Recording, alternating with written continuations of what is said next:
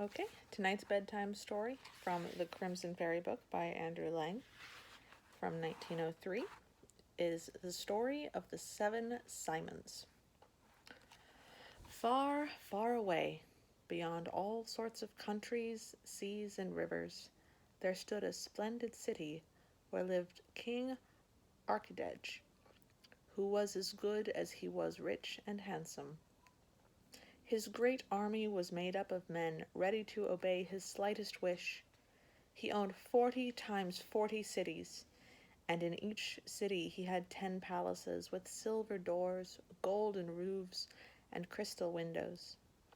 His council consisted of the 12 wisest men in the country, whose long beards flowed down over their breasts, each of whom was as learned as a whole college. This council always told the king the exact truth. Now the king had everything to make him happy, but he did not enjoy anything, because he could not find a bride to his mind. One day, as he sat in his palace looking out to sea, a great ship sailed into the harbor, and several merchants came on shore. Said the king to himself, "These people have traveled far and beheld many lands.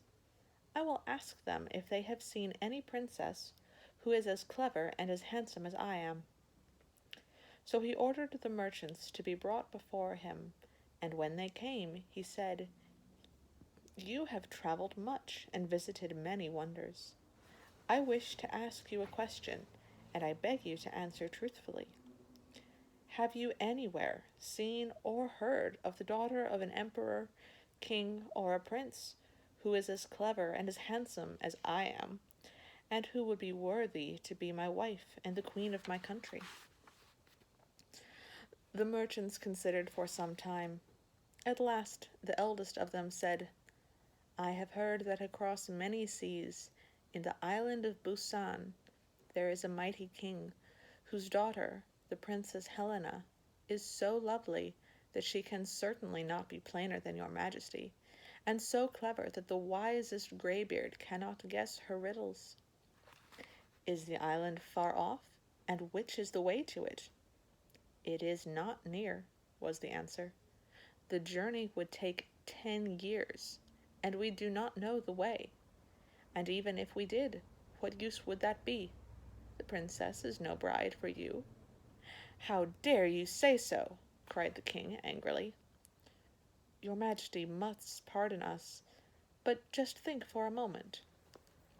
Should you send an envoy to the island, he will take 10 years to get there, and 10 more to return, 20 years in all.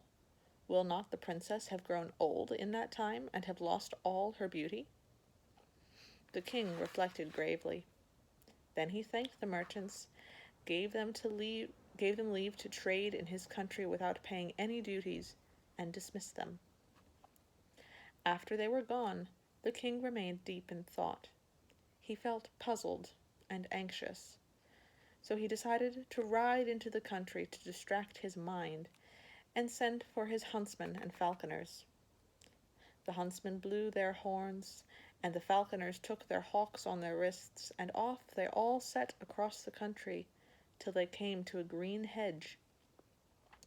On the other side of the hedge stretched a great field of maize, so as far as the eye could reach, and the yellow ears swayed to and fro in the gentle breeze like a rippling sea of gold. The king drew rein and admired the field. "Upon my word," said he, "whoever dug and planted it must be good workmen. If all the fields in my kingdom were as well cared for as this, there would be more bread than my people could eat." And he wished to know to whom the field belonged. Off rushed all his followers at once to do his bidding, and found a nice, tidy farmhouse, in front of which sat 7 peasants, lunching on rye bread and drinking water. They wore red shirts, bound with gold braid, and were so much alike that one could hardly tell one from another. The messengers asked, "Who owns this field of golden maize?" And the 7 brothers answered, The field is ours. And who are you? We are King Archidej's laborers. These answers were repeated to the king, who ordered the brothers to be brought before him at once. On being asked who they were, the eldest said, bowing low, We, King Archidej, are your laborers, children of one father and one mother, and we all have the same name, for each of us is called Simon. Our father taught us to be true to our king, and to till the ground, and to be kind to our neighbors. He also taught each of us a different trade, which he thought might be useful to us, and he bade us not neglect our Mother Earth, which would be sure amply to repay our labor.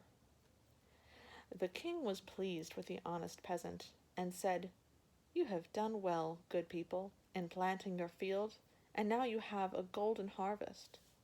But I should like each of you to tell me what special trades your father taught you. My trade, O king, said the first Simon, is not an easy one. If you will give me some workmen and materials, I will build you a great white pillar that shall reach far above the clouds. Very good, replied the king. And you, Simon the Second, what is your trade? Mine, your majesty, needs no great cleverness. When my brother has built the pillar, I can mount it, and from the top, far above the clouds, I can see what is happening in every country under the sun. Good, said the king. And Simon the Third? My work is very simple, sire. You have many ships built by learned men, with all sorts of new and clever improvements. But if you wish it, I will build you quite a simple boat. 1, 2, 3, and it is done. But my plain little home-made ship is not grand enough for the king. Where other ships take a year, mine takes the voyage in a day. And where they would require 10 years, mine will do the distance in a week. Good, said the king again. And what has Simon the Fourth learnt? My trade, O king, is really of no importance. Should my brother build you a ship, then let me embark in it. If we should be pursued by an enemy, I can seize our boat by the prow and sink it to the bottom of the sea. When the enemy has sailed off, I can draw it up to the top again. That is very clever of you, answered the king.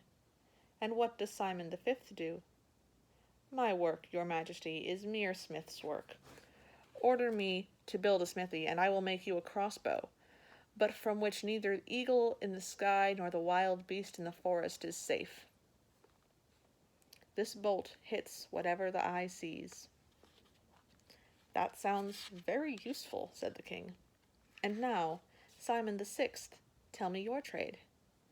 Sire, it is so simple I am almost ashamed to mention it. If my brother hits any creature, I can catch it quicker than any dog can. If it falls into water, I can pick it up out of the greatest depths, and if it is in a dark forest, I can find it even at midnight. The king was much pleased with the trades and talk of the 6 brothers, and said, Thank you, good people. Your father did well to teach you all these things. Now follow me to the town, as I want to see what you can do. I need such people as you about me, but when harvest time comes, I will send you home with royal presents. The brothers bowed and said, As the king wills. Suddenly, the king remembered that he had not questioned the 7th Simon. So he turned to him and said, Why are you silent? What is your handicraft? And the 7th Simon answered, I have no handicraft, O king. I have learned nothing. I could not manage it. And if I do know how to do anything, it is not what might properly be called a real trade. It is rather a sort of performance. But it is one which no one, not the king himself, must watch me doing, and I doubt whether this performance of mine would please your majesty. Come, come, cried the king. I will have no excuses. What is this trade?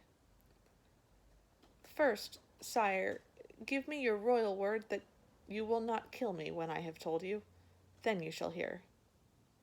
So be it, then, I give you my royal word." Then the seventh Simon stepped back a little, cleared his throat, and said, "My trade, King Archidej, is of such a kind that the man who follows it in your kingdom generally loses his life and has no hopes of pardon. There is only one thing I can do really well, and that is to steal, and to hide the smallest scrap of anything I have stolen. Not the deepest vault, even if its lock were enchanted, could prevent my stealing anything out of it that I wished to have." When the king heard this, he fell into a passion. "I will not pardon you, you rascal," he cried. "I will shut you up in my deepest dungeon on bread and water, till you have forgotten such a trade. Indeed, it would be better to put you to death at once, and I've a good mind to do so." "Don't kill me, O king. I am really not as bad as you think. Why, had I chosen, I could have robbed the royal treasury, have bribed your judges to let me off, and built a white marble palace with what was left. But though I know how to steal, I don't do it. You yourself asked me my trade. If you kill me, you will break your royal word." "Very well," said the king. "I will not kill you. I pardon you. But from this hour you shall be shut up in a dark dungeon. Here, guards, away with him to the prison. But you 6 Simons, follow me, and be assured of my royal favor."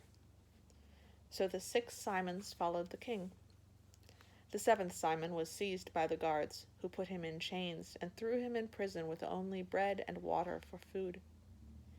Next day the king gave the 1st Simon carpenters, masons, smiths, and laborers, with great stores of iron, mortar, and the like, and Simon began to build.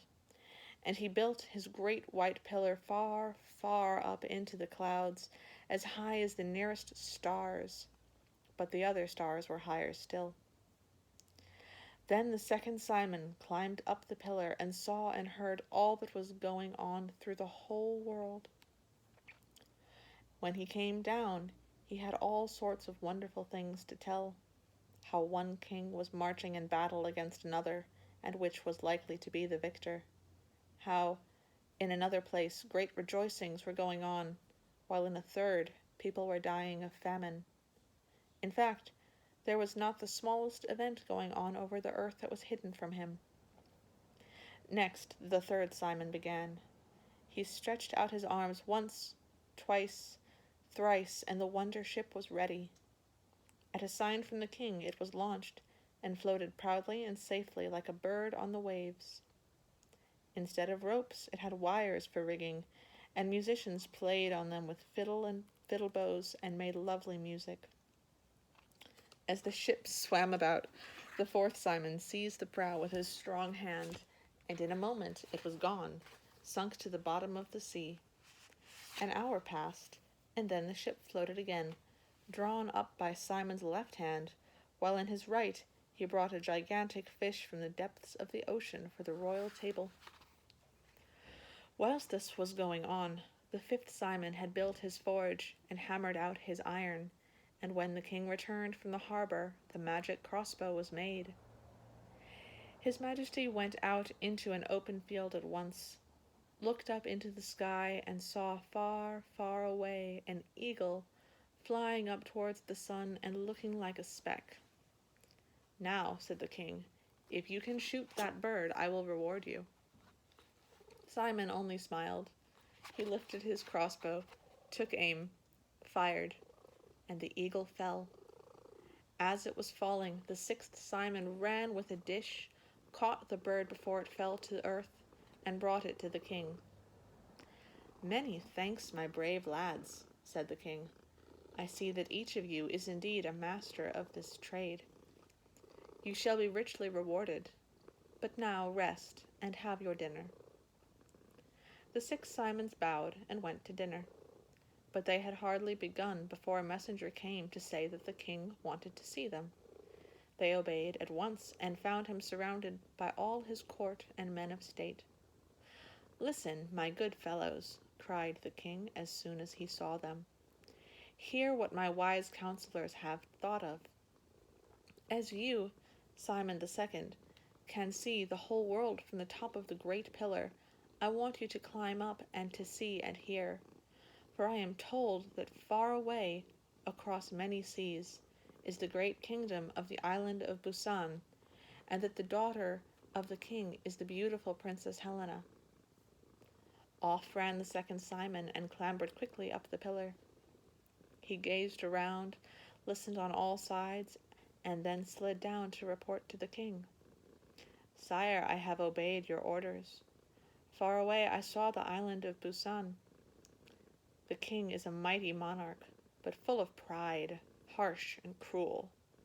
He sits on his throne and declares that no prince or king on earth is good enough for his lovely daughter, that he will give her to none, and that if any king asks for her hand, he will declare war against him and destroy his kingdom. Has the king of Busan a great army? Asked King Arkadesh. Is his country far off? As far as I could judge, replied Simon, it would take you nearly 10 years in fair weather to sail there. But if the weather were stormy, we might say 12. I saw the army being reviewed. It is not so very large, 100,000 men-at-arms and 100,000 knights. Besides these, he has a strong bodyguard and a good many crossbowmen. Although you may say another 100,000, and there is a picked body of heroes who reserve themselves for great occasions requiring particular courage. The king sat for some time, lost in thought. At last he said to the nobles and courtiers standing around, I am determined to marry the Princess Helena, but how shall I do it? The nobles, courtiers, and counselors said nothing, but tried to hide behind each other. Then the third Simon said, Pardon me, your majesty, if I offer my advice. You wish to go to the island of Busan? What can be easier? In my ship, you will get there in a week instead of in 10 years. But ask your council to advise you what to do when you arrive. In one word, whether you will win the princess peacefully or by war. But the wise men were as silent as ever. The king frowned and was about to say something sharp when the court fool pushed his way to the front and said, Dear me, what are all you clever people so puzzled about? The matter is quite clear. As it seems it will not take long to reach the island, why not send the seventh Simon? He will steal the fair maiden fast enough, and then the king, her father, may consider how he is going to bring his army over here. It will take him 10 years to do it, no less. What do you think of my plan? What do I think? Why, that your idea is capital, and you shall be rewarded for it. Come, guards, hurry as fast as you can and bring the seventh Simon before me. Not many minutes later, Simon the seventh stood before the king, who explained to him that he wished what he wished done, and also that to steal for the benefit of his king and country was by no means a wrong thing, though it was very wrong to steal for his own advantage. The youngest Simon, who looked very pale and hungry, only nodded his head. Come, said the king, tell me truly, do you think you could steal the Princess Helena? Why should I not steal her, sire? The thing is easy enough. Let my brother's ship be laden with rich stuffs, brocades, Persian carpets, pearls, and jewels. Send me in the ship. Give me my 4 middle brothers as companions, and keep the 2 others as hostages. When the king heard these words, his heart became filled with longing, and he ordered all to be done as Simon wished. Everyone ran about to do his bidding, and in next to no time the wonder ship was laden and ready to start. The 5 Simons took leave of the king, went on board, and no sooner set sail than they were almost out of sight.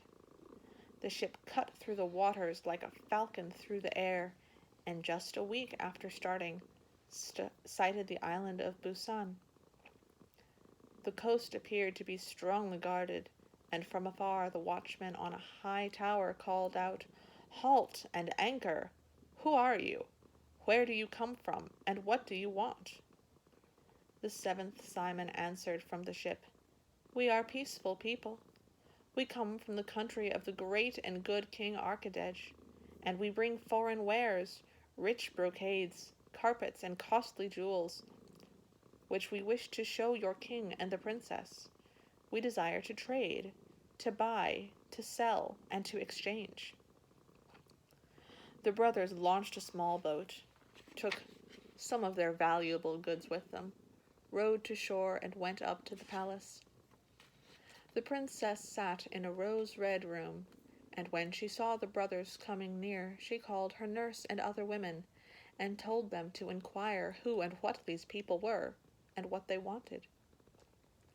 The seventh Simon said to the nurse, "We come from the country of the wise and good King Archidej," said he, "and we have brought all sorts of goods for sale.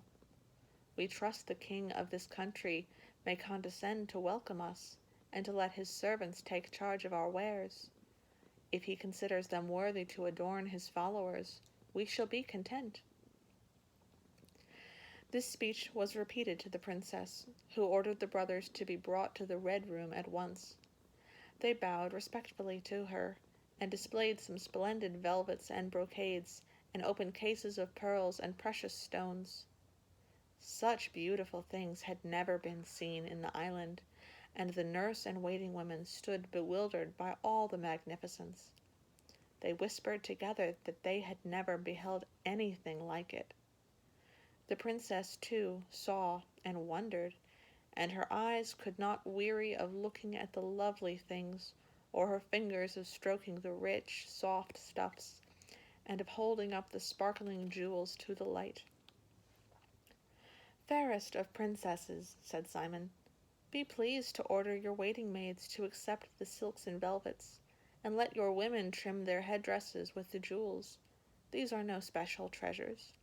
But permit me to say that they are as nothing to the many-colored tapestries, the gorgeous stones, and ropes of pearls in our ship. We did not like to bring more with us, not knowing what your royal taste might be. But if it seems good to you to honor our ship with a visit, you might condescend to choose such things as were pleasing in your eyes." This polite speech pleased the princess very much.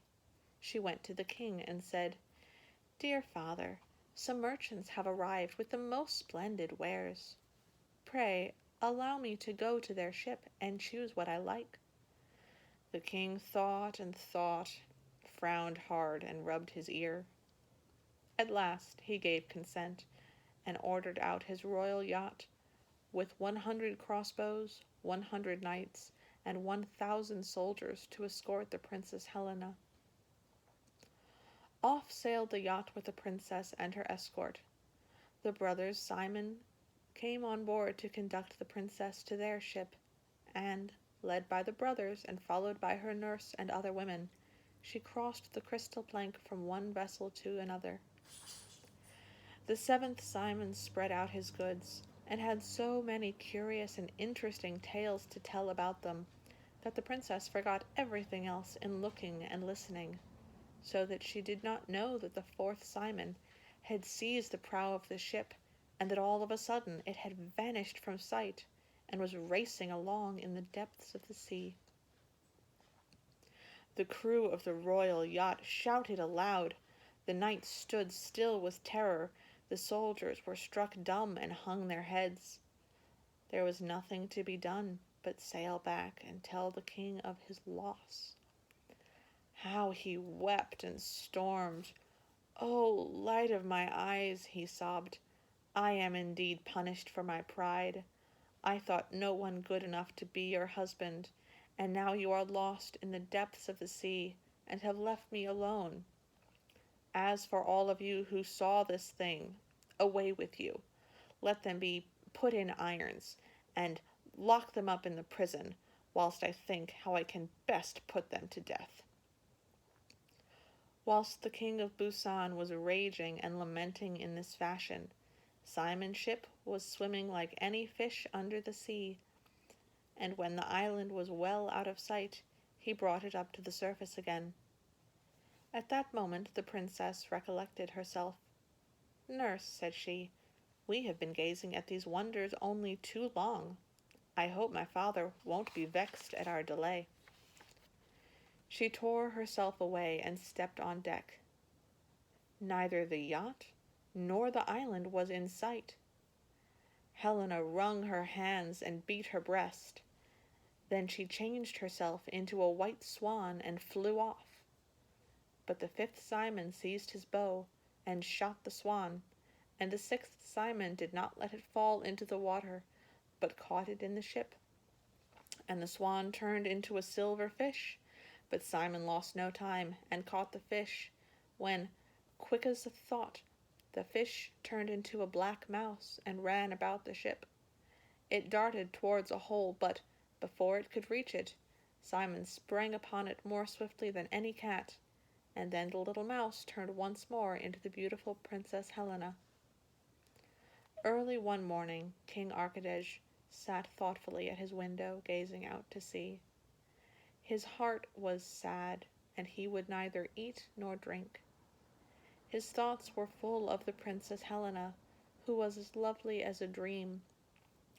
Is that a white gull he sees flying towards the shore, or is it a sail? No, it is no gull. It is the wonder ship flying along with billowing sails.